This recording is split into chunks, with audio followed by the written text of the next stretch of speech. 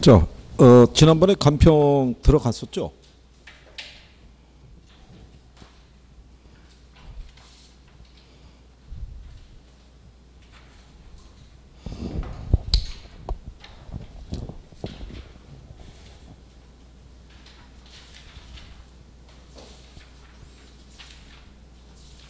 감정평가 이 방식 거기 할 차례인가요?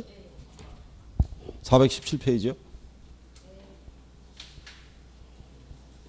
그리고 오늘 그 나눠드린 자료 있잖아요. 예. 그 자료는 보시면은 그 오늘 오전 자료가 아마 경제를 드렸을 거예요. 예. 그리고 여기 자료는 투자하고 금융하고 간평만 들어가 있어요. 여기가 앞뒤로. 그러니까 요거를 가지시고 그 한번 집에 복습하신다고 생각하시고 쭉 풀어가셔가지고 다음 주에 저를 만났을 때 여기서 이해가 안 되는 걸 갖다가 물어보세요. 그래갖고 다시 한번 설명을 들으시면 조금 나실 거라고 생각을 해요. 여기서 지금 간평하시고 계실 때 투자하고 금융하고 제가 지금 또 하면은 또 잊어먹고 계실 거예요. 그러니까 전체적으로 다시 한번 점검하셔서 요거는 성격이 어떤 건지 아시죠? 그 문제 하나마다 다 그 문제라는 거. 그러니까 양이 되게 많은 거예요, 이게. 그러니까 압축을 해드린 거니까 그거 해가지고 한번 또 정리해 보시고 언제 이제 기회가 되면은 전체적으로 해가지고 한번 다 그렇게 해서 정리해 보게 되면 구별은 하실 수 있으실 거예요. 그건 정확하게 모르면은 선택이 안 되는 거니까요. 근데 우리가 시험 보면 그렇잖아요. 맞는 거 틀리는 거 고르라는 거잖아요. 그 지문 안에서. 그러니까 거기서 이제 반대로 주는 표현을 갖다가 우리가 쉽게 찾을 수만 있으면 그러면 이제 내용 정리가 좀 되시겠죠. 그러니까 욕심 같아서는 전체를 다 드리고 싶은데 너무 양이 많아가지고 좀 압축을 한 거예요. 그러니까 그렇게 생각하시고 오늘 이게 오후에 그 기출하는 게 이제 끝 시간인데 그죠? 이게 여기를 이게 신청했던 분이 보다 지금 계신 분들이 많이 줄은 거예요. 그죠? 그러니까 끝까지 이제 남아 있는 사람들이고 그래서 근데 여기 최천현은 알바 끝났다고 그러더니 또 갔네.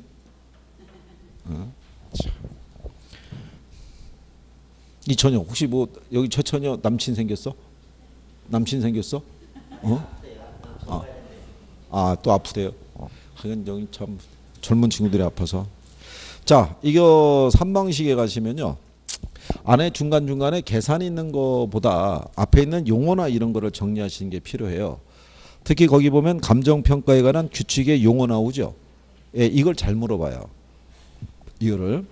그래서 이제 그거를 이제 기억을 하셔야 될 때. 거기 보시면은 원가법, 수익환원법, 시장가치, 적산법, 그 다음에 거래사례비법 이렇게 해서 이제 구성이 이렇게 돼 있죠. 그러면 이제 원가법이라는 거는 대상 물건의 제조달 원가에 감가 수정을 해서 대상 물건의 가액을 산정하는 감정평가 방법을 우리가 원가법이다라고 얘기를 해요. 그리고 이제 거기 수익환원법은요, 장래 산출할 것으로 기대되는 순수익이나 미래 현금 흐름을 환원하거나 할인해서 그 대상 물건의 가액을 산정하는 감정평가의 방법이다라고 얘기를 해요. 자, 근데 여기 그 산식에 대한 것도 물어보거든요. 그래서 산식에서 물어보는 애들이요. 이 원가 방식에 가게 되면 원가법하고 이 적산법이 이렇게 돼 있어요. 얘네들을 가끔씩 물어봐요. 왜냐하면 얘네는 산식이 간결해요. 여기서는 이 적산 가격을 구하기 위해서요. 제조달 원가에서 뭐를 공제해서 감가액을 공제해서 구하고요. 여기는 적산 임료를 구할 때 기초 가액에다가 기대이율을 곱하고요. 네, 필요 적용비를 가산해서 적산 임료를 구해요. 이게 그러면 1번 지문에 가면 대상 물건의 제조달 원가에 감가 수정해서 이렇게 돼 있죠. 그 감가 수정이라는 게 감가액을 산정하는 방법이에요. 그러니까는 저렇게 해서 제조달 원가에서 감가액을 산정해서 물건의 가액을 산정하는 방법일 때요. 4번 지문에 가시면 적산법은 기준 시점이 있어서 대상 물건의 가격을 기대일로 곱해서 산정한 금액에 사정 보정 등을 가해서 임료를 산정한다고 돼 있죠. 근데 칠판을 보시면은 뭐를 가산해서 필요적용비를 가산해서. 사정보정이 아니란 얘기죠. 그래서 걔가 답이 되는 거죠. 여기다가 뭐를 가산해서? 필요적용비를 가산해서. 그러면 비교 방식에 가게 되면요. 거래사례비교법이 있는데 여기는 그 비준 가격을 구할 때요. 사례 가격으로부터 사정 보정과 시점 수정 등을 해서 가격을 구하는 방법이에요. 그러니까 이렇게 사정 보정 들어간 애들 있죠. 사례 가격으로부터 시사지계면 이렇게 들어갔을 때 요 사정 보정 들어가는 거는 거래사례비교법에서 들어가는 거예요. 여기가 아니라. 그러니까 요게 이제 그 용어로 이렇게 쭉 돼 있어요. 용어로. 이번에 저기 그 자료를 드릴 때 여기 감정평가 규칙에 나오는 용어들이 있어요. 용어. 예, 용어는 따로 이렇게 거기 실어 드릴 테니까 그것만 가지고 이 감정평가 쪽에다 이렇게 꼽아 가지고 용어 정도는 숙지를 하시는 게 필요할 거예요. 기출문제 하시다 보면 뭐가 출제를 하냐면 용어가 출제를 해요. 그래서 작년 여러분 시험에서도요. 그 용어 중에 보면은 이 감가수정이라는 게 있어요. 감가수정은 기준 시점에서요. 제조달 원가에서 감액해야 할 요인이 있으면 여기서 그 감액해야 될 부분을 뭐 하라고 돼 있냐면 공제하라고 돼 있어요. 이렇게 그러니까 빼서 계산하는 건데 그러니까 무슨 얘기냐면 요게 감가수정이라는 게 요 제조달 원가가 무슨 원가냐면 신축 원가예요. 그럼 신축 원가에서 감가액을 갖다가 공제하면 남는 게 적산 가격이잖아요. 이게 중고 가격이라는 거예요. 즉 감가상각된 가치라는 거예요. 그러니까 예를 들어서 지금 우리 학원 건물이 있잖아요. 자, 10층짜리 우리 학원 건물이 있을 때 우리 학원 건물은 만약에 20년 전에 준공을 했어요. 근데 20년 전에 준공한 우리 학원 건물을 어느 정도의 비용을 들여서 지었는지를 지금 알 수가 없죠. 그렇잖아요. 그러니까 우리는 이거를 알기 위해서 기준 시점에서 뭐 5월 25일인가요 오늘이? 5월 25일 날 얘를 다시 신축한다고 가정해요. 그럼 이거는 구할 수 있잖아요. 20년 전에 건축 비용은 못 구해도 지금 다시 신축할 때 들어가는 비용은 우리가 산정이 가능하겠죠. 그래서 비용을 계산해 봤더니 한 10억 들어간대요.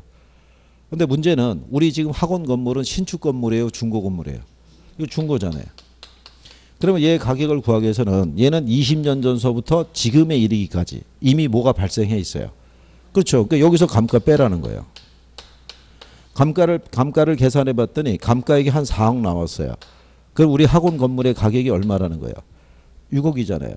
그러면 감가수정이라는 거는 신축 건물과 중고 건물의 뭐를 구하라는 거예요? 차익을 구하라는 거예요. 즉 감가액을 산정하는 거를 감가수정이라고 그래요. 그러면 신축 원가에서부터 뭐를 공제하는 거? 감가액을 공제하는 거 빼는 게 바로 뭐란 얘기예요? 그게 감가수정 작업이에요.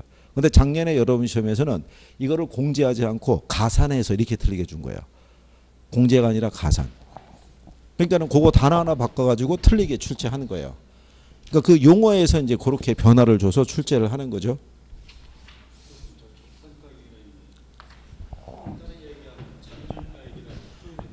그거예요.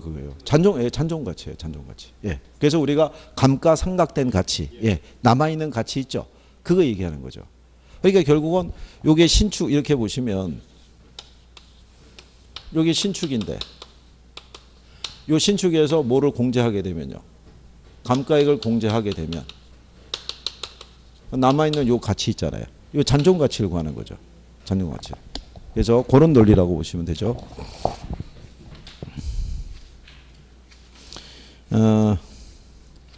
우리 아마 또 이거는 앞에만 해놓고 뒤로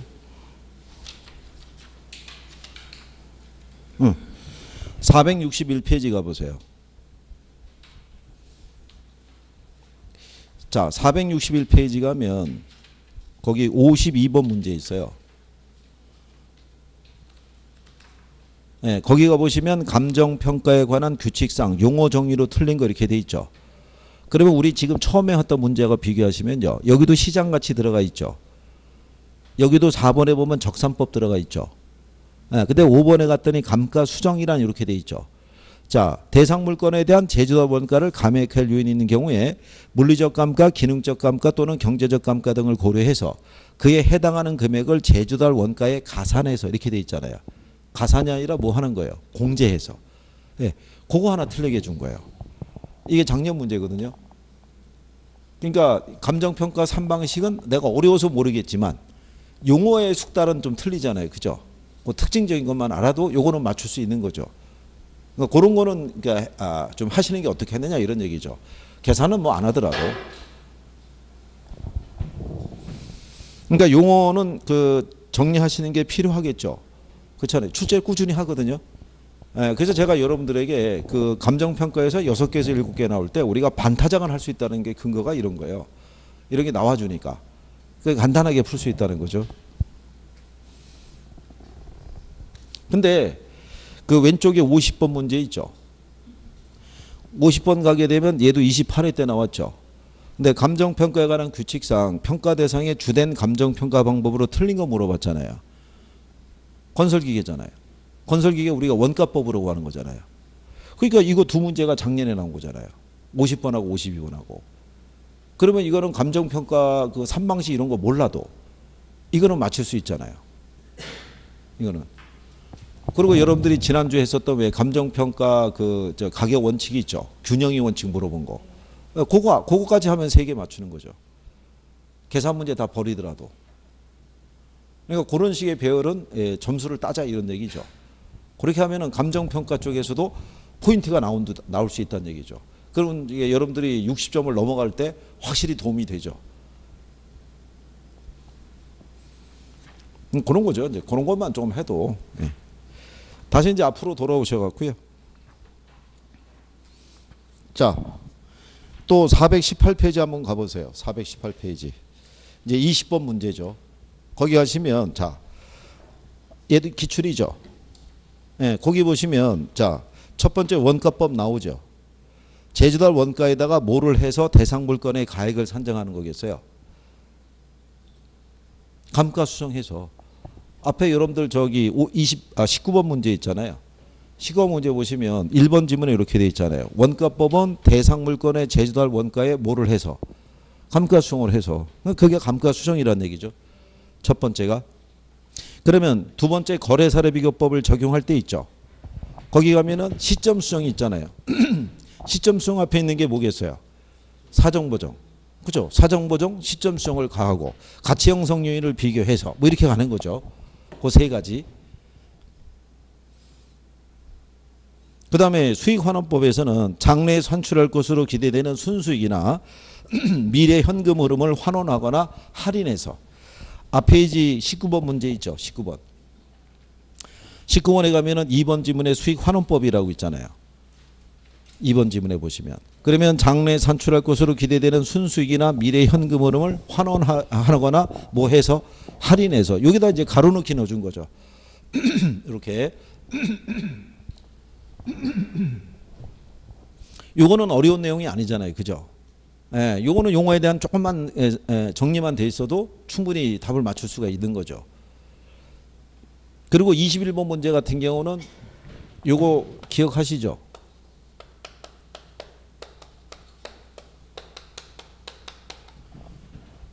원가 방식은 비용성의 사고.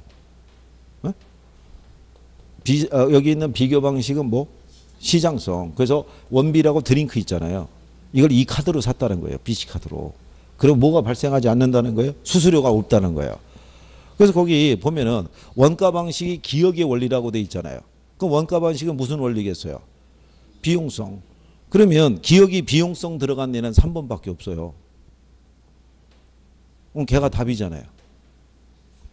그리고 거기 보시게 되면 자, 비교 방식에서 가격을 구하는 게 거래사례비교법이죠. 그리고 수익 방식에서 임료 구하는 게 수익 분석법이에요. 그죠?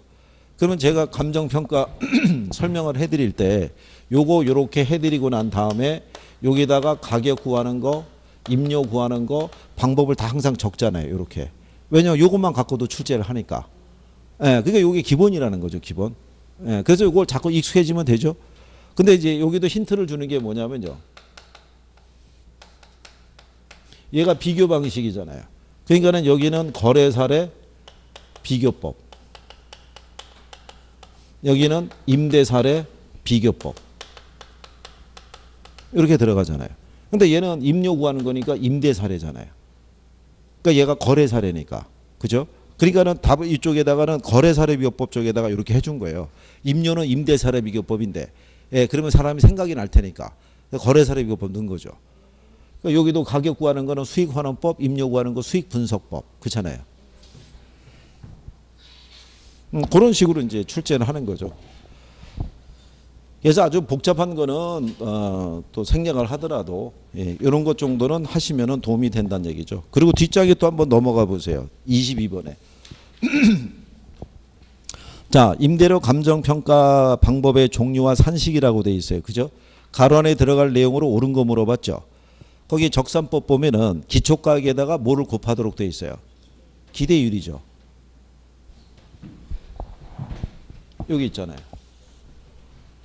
기초가격에다가 뭐를 곱해서 기대율을 곱해서 거기다가 뭐를 가산해서 필요적인비를 가산해서. 그렇죠? 근데 이제 한 가지 알아두실 거는요. 요 기초가격에다 기대율을 곱하면 이게 나오는 게 순임료라고 그래요. 무슨 임료?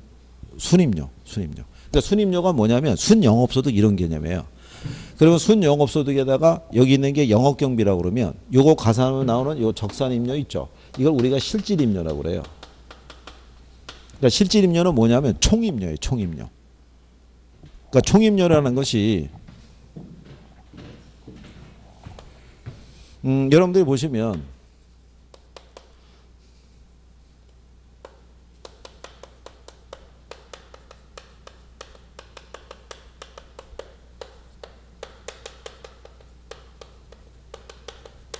총소득에서 영업경비 빼면 나오는 게 순영업소득이잖아요. 그럼 뒤집으면 순영업소득에다 영업경비도 하면 총소득이 나올 거 아니에요. 그게 그런 개념이라고요. 그러니까 여기서 구하는 임료는요. 다 실질임료라고 해서 총임료 구하는 거예요. 총임료.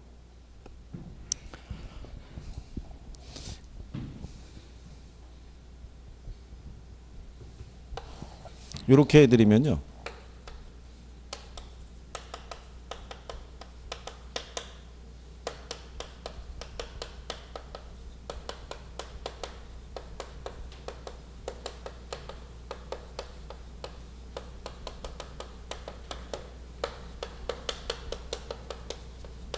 이게 순임료 플러스 필요 적용비로 되고요. 비준임료도 실질적으로 그 식을 압축하게 되면요.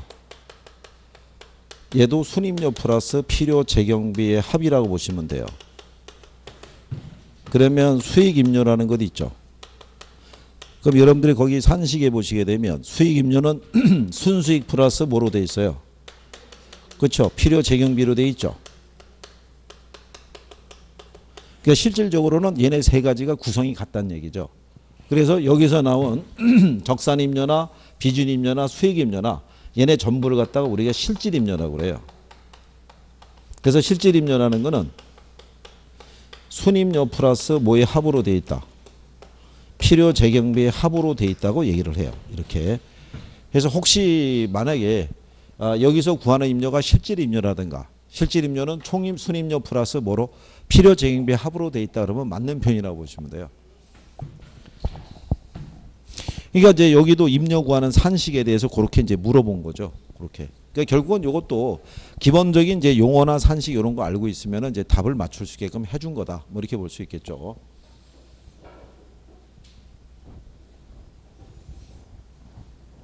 그리고 이제 여러분들에게 그때 말씀드릴 때 세 가지 방법에서 구한 거는 전부 다 시산가액이라고 그랬었죠.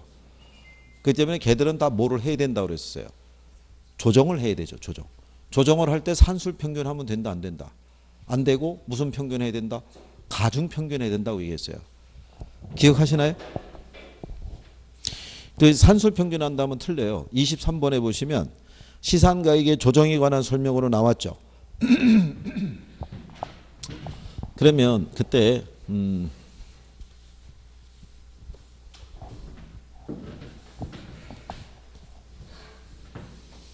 여기서 가격 구하는 것이 그게 원가법이고요. 원가법에서 구한 게 이제 적산 가격. 여기서 거래사례법을 통해서 구한 게 비중 가격. 그 다음에 여기 있는 이제 여기서 가격 구하는 게 수익 환원법인데 여기서 구한 게 우리가 수익 가격이라고 그랬을 때 얘네 전부가 저희가 시산 가액이라고 그랬었어요. 혹시 기억하시나요? 이게 최종 가치는 아니고요. 예, 이거는 평가사가 최종 가치를 구하기 위해서 시범적으로 먼저 구한 가격이기 때문에 얘네를 조정을 해서 무슨 가치를 구해야 된다. 최종 가치를 구해야 될 때 요거 조정할 때 산술 평균하면 안 된다고 그랬었어요. 그죠? 가중 평균해야 된다고. 얘네가 왜 시산 가격이 될 수밖에 없냐면요. 여기서 구한 가격이 같질 않다는 얘기죠. 이론적으로는 같다라는 거예요. 이론적으로 같다라는 게 삼면 등가성의 원리라고 그래요. 거기 하면은 거기 보면 삼면 등가성의 원리로 인해서 어느 방식으로 평가해도 가격이 동일하기 때문에 조정 작업이 필요 없다 그랬으니까 틀린 거라고요. 삼면 등가성의 원리는요. 비용성의 사고에서 구했던 시장성의 사고에서 구했던 수익성의 사고에서 구했던 결국 같다라는 얘기예요. 장기적으로. 그러면 우리가 가치와 가격이 서로 같다라고 가정했을 때 그 삼면 등가성의 원리를 주장한 사람이 알프레드 마샬이라는 사람인데요. 그 사람은 재화의 가치는 단기는 어디서 결정이 되냐면 수요에 의해서. 근데 장기는 어디에서 결정이 되냐면 생산비에 의해서 가치가 결정이 된다라고 주장을 한 사람이에요. 그럼 결국은 장기적으로는 비용에 의해서 가치가 결정이 된다는 얘기잖아요. 그러면 비용과 가치와 가격은 같다라는 논리가 삼면 등가성의 논리예요. 이게. 근데 현실은 그때 이렇게 말씀드렸거든요. 생산 원가가 있고요. 시장 가격이 있으면 이게 항상 일치하지는 않을 거 아니에요. 생산 원가대로 가격이 형성이 되는 건 아니잖아요. 그렇잖아요. 그러니까 이론적으로만 존재하지 현실적으로는 이게 부정이 된다고요. 왜냐하면 이거는 삼면 등가성의 원리라는 거는 완전 경쟁 시장에서만 성립이 되는 거예요. 근데 현실 시장은 불완전 경쟁 시장이고 3방식 모두가 단점이 있다고요. 그죠? 그렇기 때문에 얘네들에서 구한 가격은 다 무슨 가격이다. 시산 가격이라고 봐요. 시범적으로 구한 가격이니까 조정을 해서 무슨 가치를 도출해야 된다. 최종 가치를. 그래서 이제 거기 보시게 되면 동그라미 3번에 시산가액 조정은 평가 시 사용된 자료의 양, 정확성 및 적절성 등을 고려해서 각각의 방법에 가중치를 두어서 가격을 결정하는 방법이다. 이걸 답으로 준 거예요. 이거를 이렇게 출제한 다음에 뒤로 넘겨보시면 다음 자료를 통해서 시산가액 조정을 통해서 구한 감정평가액은 이렇게 해서 계산 문제가 나온 거예요. 이게 그러면 이제 복잡해 보이잖아요. 근데 그게 복잡한 게 아니고 자 여러분들이 보시면 거기 거래 사례를 통해서 구한 시산 가액이 얼마라고 했냐면 1억 2천이라고 해줬죠. 그 다음에 이제 조성 비용을 통해서 구한 것이 얼마? 그게 1억 1천 줬겠죠. 임대료를 통해서 구한 시산 가액이 1억이라고 줬어요. 그리고 방식마다의 가중치를 줬는데 원가 방식은 가중치를 얼마 줬어요? 예, 20% 줬겠죠. 비교 방식은 50% 줬겠고 수익 방식은 얼마? 근데 여러분들이 보시면 원가 방식은 비용성의 사고잖아요. 그러니까 여기서 비용 들어가는 얘밖에 없잖아요. 그렇잖아요. 그러면 1억 1천에다가 20% 이렇게 가중치 주라는 얘기죠. 얘 20% 줬으니까. 그러면 1억 1천에 20%면 얼마겠어요? 2,200이죠. 그렇지 않겠어요? 그 다음에 비교 방식에 50% 줬는데 얘는 거래 사례하고 비교하잖아요. 그러니까 여기 50% 적용하라는 거죠.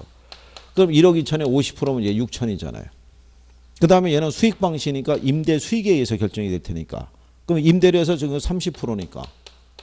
그러면 얘는 3천만 원이잖아요. 그럼 이거 다 더하면 1억 1,200 나와요. 이게 답인 거죠. 가중치에서. 이렇게 구하라는 거죠. 그러니까 산술 평균하는 게 아니라 뭐를 둬서 가중치를 부과해서 이렇게 구하라는 거예요. 이렇게. 이게 내용을 알면 문제가 간단한 거죠. 복잡한 계산이 아니죠. 그런 내용이에요. 이게.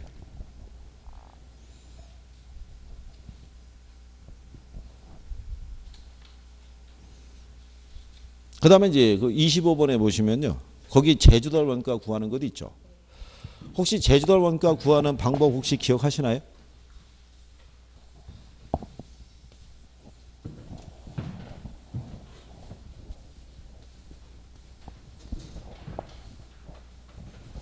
이제 이것도 그냥 이렇게 생각하시면 돼요. 자, 원가법에서는요. 제주도 원가에 뭐를 해서 감가 수정을 해서 가격을 구하라고 돼 있잖아요. 그러면 제일 먼저 순서가 뭐를 먼저 구해야 돼요? 제주도 원가. 그럼 제주도 원가라는 거는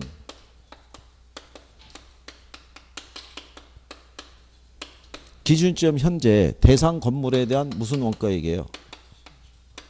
이게 신축 원가인데 여기서는 이제 문제로 줄 수 있는 게 요거밖에 없어요. 요 기준 시점을 신축 시점이나 건축 시점이나 현재 시점이나 요걸로 바꿔 쓸 수 있어요, 없어요? 예? 그러면 틀리는 거예요. 감정평가로 들어가면요. 시점은 요거밖에 없어요. 무슨 시점? 이거를 신축 시점, 준공 시점, 건축 시점 이거 다 틀리는 거예요. 어떤 표현이라도 틀리는 거예요. 감정평가로 가면 무조건 시점은 무슨 시점인 거예요? 무조건 시점은 기준 시점인 거예요. 이거 여러분 시험에 한번 나온 거예요. 신축 시점이라고.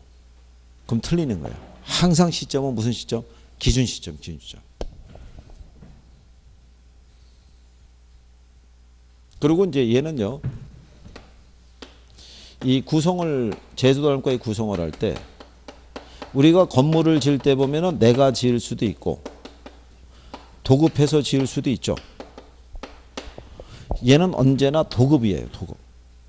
그리고 왜 도급이냐면 원가법은요. 이 건물 지을 때 들어간 비용이 있죠. 이게 우리 지금 학원 건물 10층짜리 지을 때 이게 10억 들어갔잖아요. 그럼 요 비용만 가지고 가치를 구하는데 요거랑 유사한 건물이 같은 10층짜리 건물인데 얘가 시장에서 15억에 거래되고 있어요. 그러면 시장에서 15억에 거래되고 있으면 비교 방식으로 구하면 가치가 10억 전에서 결정이 될 거 아니에요. 근데 얘는 건축 비용에 의해서 이 가치를 결정하잖아요. 그러면 갭이 너무 커지잖아요. 그러니까는 이거를 자가 건설했더라도 도급한 걸 주는 거예요. 그러면 이게 건설업자는 이 건물 지어줄 때 자기 이익도 생각해야 하네요. 할 거 아니에요. 그러니까 자기 이윤을 가산해서 한 2억은 생각해야지. 그럼 12억이 되면은 이 갭이 좁아지잖아요. 그래서 자가 건설했든 도급 건설했든 간에 무조건 도급 기준하는 거예요. 무슨 말인지 하시겠나요? 그러니까 그런 식으로 이런 거는 이해를 하시면은 안 해도 되죠. 이게 시험에도 인용하거든요. 그래서 여러분들이 거기 제주도 원가 계산할 때 보시게 되면 계산할 때 거기 보면 직접 공사비가 있고 간접 공사비 있죠. 근데 그 밑에 가면 개발업체 이윤이 있잖아요. 그러니까 개발업체 이윤도 포함을 시켜야겠죠. 네, 그래서 제주도 원가 3억 6천을 기준으로 계산하라는 거예요. 그게 자, 그럴 때 얘네를 구하는 방법이 있죠. 이 방법이 이게 총구단비라 그래갖고 4개밖에 없어요. 이게 그래서 얘가 총량조사법, 구성단위법, 단위비교법, 비용지수법이에요. 근데 얘네를 이렇게 번호를 매기잖아요. 그러면 정확도는 번호 순이에요. 1번이 제일 정확하고요. 4번이 제일 부정확해요. 근데 평가사들은 주로 이거 써요. 이거를 간단한 걸. 평가사들이 건축의 전문가가 아니잖아요.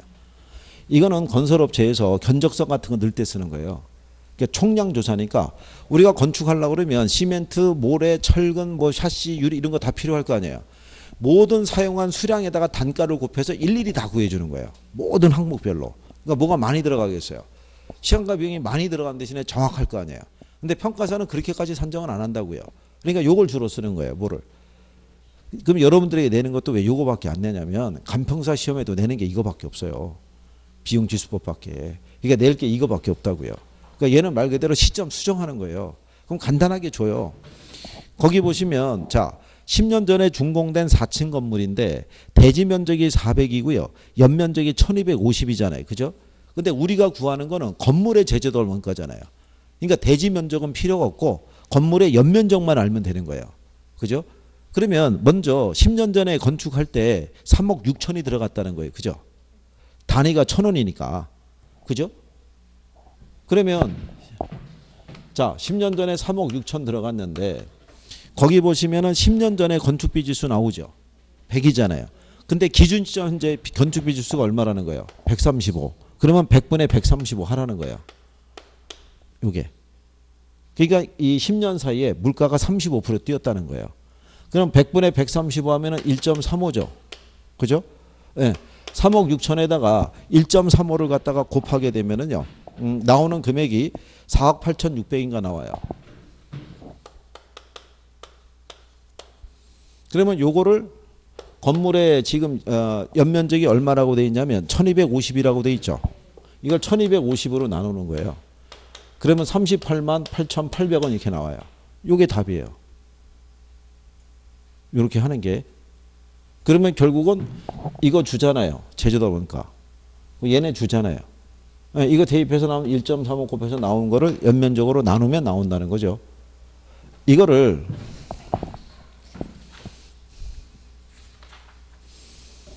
(426페이지) 가보세요.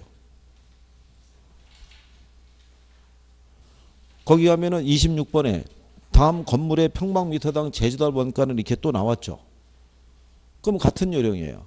거기 보시면은 자 20년 전에 준공된 5층 건물인데 대지 면적이 500이고 연면적이 1450이잖아요. 426페이지죠. 426페이지. 그러면 공사비 나오죠. 예. 직접 공사비하고 간접 공사비에다가 개발업자의 이윤을 갖다 합하면 4억 나오잖아요. 4억이 나왔는데 20년 전에 건축비 주수가 100이죠. 그 다음에 기준시점 현재 건축비 주수가 145잖아요. 그럼 암산을 해도 100분의 145면 1.45예요. 그러면은 자 똑같은 거잖아요. 여기 한번 보시면 여기 지금 4억 들어갔잖아요. 근데 이때가 100이고 이때가 얼마? 그럼 100분의 145면 1.45 나올 거 아니에요. 이게. 그럼 이거 곱하게 되면 얼마 나오냐면 5억 8천인가 얼마 나와요. 계산하시게 되면. 그럼 이제 5억 8천 정도 나오게 되면요. 이 5억 8천을 거기 있는 건물의 연면적이 얼마예요? 이걸로 나누라는 거예요. 그럼 나오면 40만 원 나온다는 거예요. 그럼 얘하고 똑같잖아요. 그렇겠죠? 이렇게. 이렇게 해서 5년 주기로 한번 나온 거예요. 이렇게 해서. 그러니까 이게 실상은 어려운 내용은 아니거든요. 요게.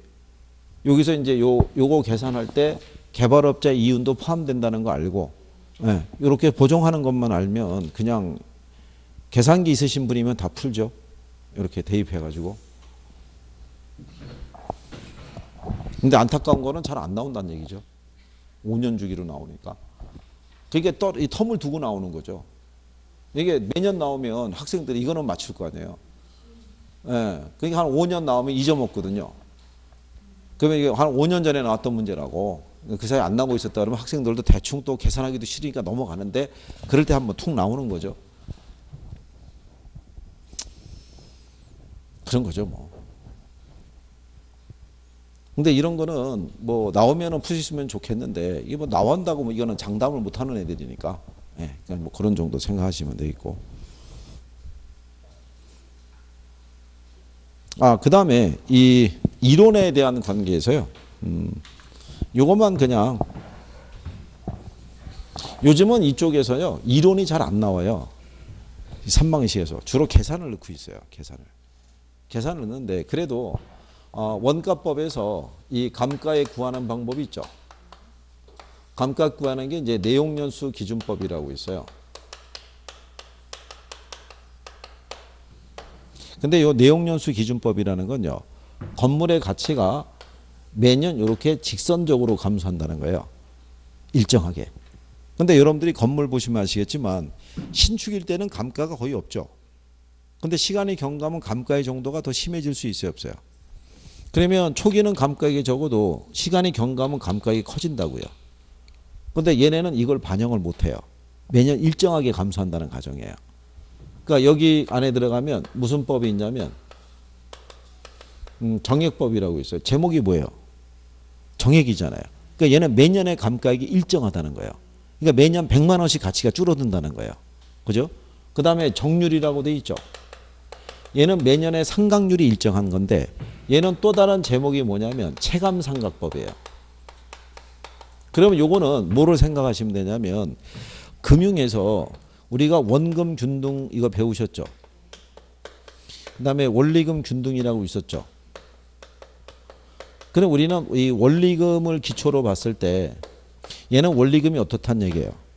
균등하다는 얘기고. 그 다음에 체증식이라고 있었죠. 얘는 원리금이 뭐 하겠어요? 체증하잖아요. 근데 얘기는 원리금이 어떻게 된다 그랬어요? 체감한다고 그랬죠. 네? 똑같은 거예요. 그러니까 얘는 매년의 감가액이 점점 줄어드는 구조예요. 초기만 감가액이 제일 크고. 그래서 제목을 무슨 상각법? 체감상각법이라고 그래요. 이걸 제목만 바꿔줄 수 있어요. 정액법은 매년의 감가액이 어떻고요? 일정하고. 정률법은 매년의 감가액이 어떻게 돼요? 줄어드는 구조인 거예요. 근데 정액법은 매년의 감가액이 감소하고 얘는 매년의 감가액이 일정한 이렇게 나가게 되면 틀리는 거죠. 제목이 정률로 돼 있으니까. 그 다음에 여기 상환기금법이라고 있는데요. 요 애들 중에서 이자를 발생하는 건 얘 하나밖에 없어요. 이자가 나오면 뭐 하나밖에 없다? 상환기금법 하나밖에 없는 거예요. 여기는. 그러니까 여기는요. 매년의 감가액을 정액법보다는 적게 가져가요. 적게 가져가는 대신에 부족한 거는 뭐로 채워놓냐면 이자로 채워놓는 방식이에요. 이자로. 그러니까 이제 이런 구조예요. 이게 정액법이고요. 얘가 만약에 상환기금법이면 둘 다 매년의 감가액은 일정해요. 얘가 정액이니까. 그럼 얘는 매년의 감가액을 얼마씩 가져가냐면 이렇게 100만 원씩 가져가요. 이렇게. 근데 얘는 매년의 감가액을 이렇게 50만 원씩 가져가요. 그러면은 얘에 비해서 매년의 감가액이 적죠. 그럼 여기 모자란 부분이 있을 거 아니에요. 이걸 이자로 채워넣는 방식이에요. 이자로. 그러니까 어떻게 이자로 채워넣냐면 만약에 예를 들어서 여기 광산이 있어요. 광산에 채굴 가능한 매장량이 만약에 한 20년 정도가 있어요. 근데 투자자가 여기에다가 한 1억을 갖다 투자를 했어요. 광산에다가. 근데 이 광산에 보면 채굴 가능한 매장량이 20년치가 있는데 얘는 우리가 캐내면 캐낼수록 남아있는 매장량이 어떻게 돼요? 점점 줄어들 거 아니에요. 그러면 20년이 경과하게 되면 이 광산의 가치가 제로가 될 거 아니에요. 그러면 투자자는 1억 투자한 돈이 다 날아가잖아요. 그러면 투자자는 20년의 기간 중에 투자한 돈을 어떻게 돼요? 회수해야 된다는 얘기죠. 회수. 그렇죠? 그래서 만약에 매년에 회수하는 금액이 50만 원씩 회수해야 된다고 가정하자고요. 이거를 50만 원씩 해갖고 몇 년 동안? 20년 동안. 그러면 이 50만 원을 가지고 그냥 두는 게 아니라 이거를 외부에 투자한다는 거예요. 투자를 하게 되면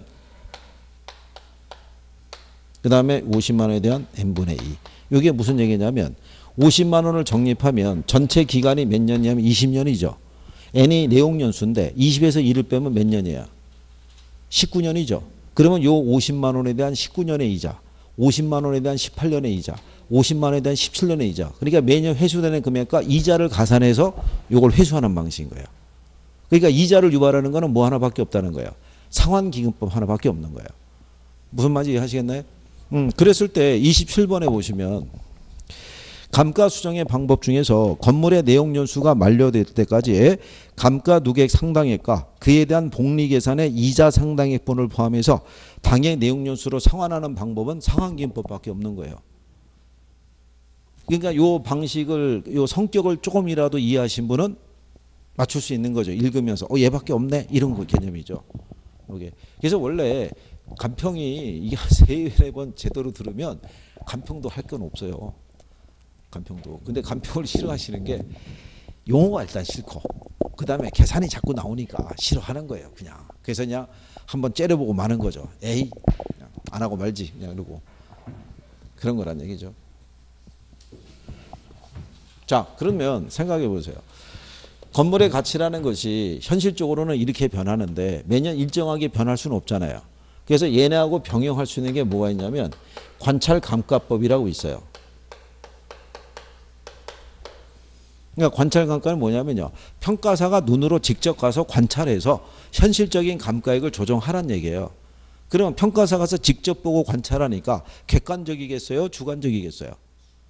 주관적이죠. 그럼 얘를 틀리게 주는 거는 그거밖에 없어요. 주관적인데 객관적이다. 이거. 네. 그러니까 그런 것만 포인트로 해서 기억해 두시면 되는 거예요.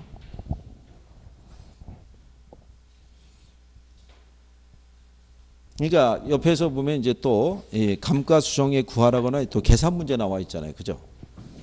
그러니까 실상 계산 문제는 확실하게 이해가 안 되시면 지금 저하고 풀 때만 풀리는 거는 별 소용이 없어요. 그렇잖아요. 진짜 여러분 직접 풀으실 수 있어야 되니까. 근데 여기 있는 요 정해법 있죠? 예. 지금까지는 이 원가법에서 감가액 구하는 건 얘밖에 안 냈어요. 그 왜 얘밖에 안 내냐면 원가법이라는 게 무슨 가치 구하는 거냐면 건물 가치 구하는 거잖아요. 이 정해법이 이게 건물 등의 감가액 구할 때 쓰는 방법이에요. 그러니까 얘밖에 낼 게 없었던 거예요. 이론적으로. 얘는 기계류에 들어 쓴다고요. 얘는 광산에. 그러니까 얘밖에 안 나왔거든요. 근데 작년 문제 얘가 나온 거예요. 정률법이. 그러니까는 출제자가 거기에다가 계속 건물로 주기에는 너무 계산이 간단하니까 출제자 생각은 그랬겠죠. 그래서 작년에 문제일 때 공장 건물로 쓱 주고 난 다음에 공장 안에 있는 설비, 그러니까 기계 등이니까 정률법을 써서 구해라 이렇게 해준 거예요. 뭐 간단하게. 그러면 왜 정해법이 쉽다고 얘기하냐면요. 정해법에서는요. 얘를 구하면 끝나는 거예요. 매년의 감가액을. 그러면 매년의 감가액이라는 것은요.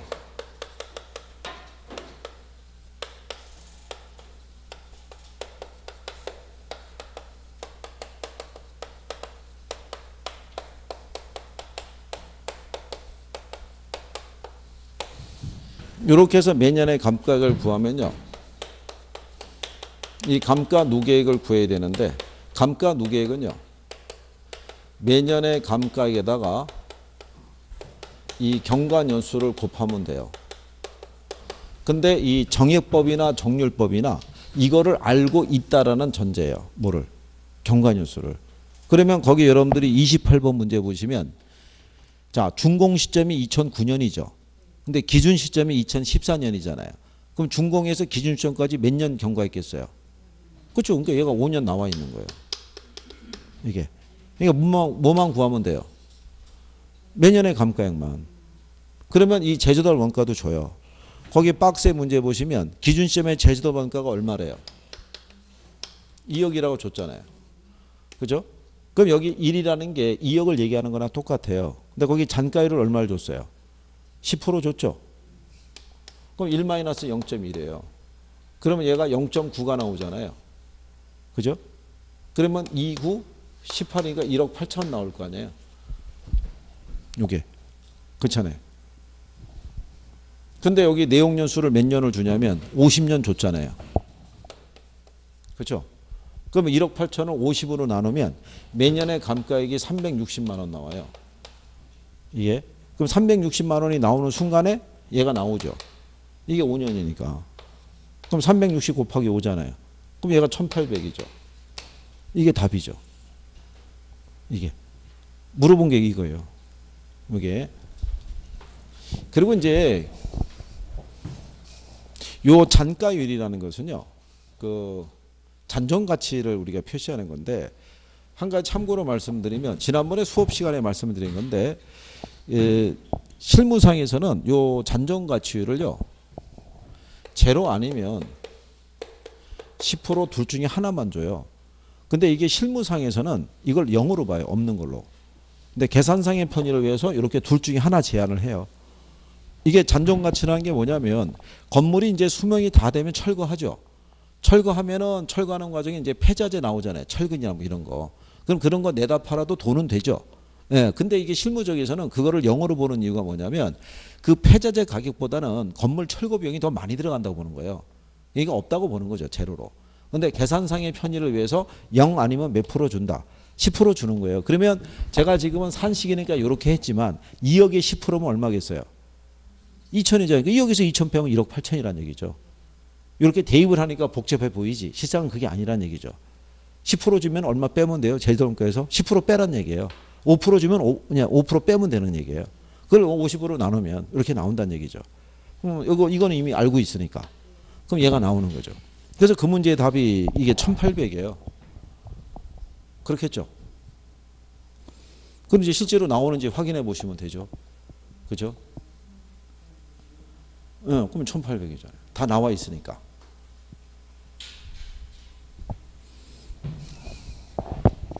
그러니까 이제 뭐 구하는 것은 별로 어렵지는 않다는 얘기죠. 그죠? 아, 근데 하고 난 다음에 이렇게만 나오면 얼마나 좋겠어요. 그죠? 그렇잖아요. 그냥 뭐 참고하셔도 되죠. 그러니까 어쨌든 뭐 이 정도는 뭐 해볼 수 있겠죠. 그래서 이게 이제 주로 나오는 게 정해법 기준에서 나오는 거고 이런 정도의 내용만. 근데 제 입장에서는 이것도 뭐 다 안 해도 되는데 아까 같이 용어 같은 거는 해주시면 도움이 되죠. 용어는 그렇잖아요. 그게 훨씬 답 맞추기 좋잖아요. 그때 뭐 거기 하신 거고 또 뒤로 가셔가지고 또 비교 방식 이렇게 있는데 이 비교 방식도 요즘 들어서 나오는 게 계산 문제에 주로 나와요. 그거 몇 가지 하고 수익 방식 하시고 이렇게 해서 마무리 또 해보시죠.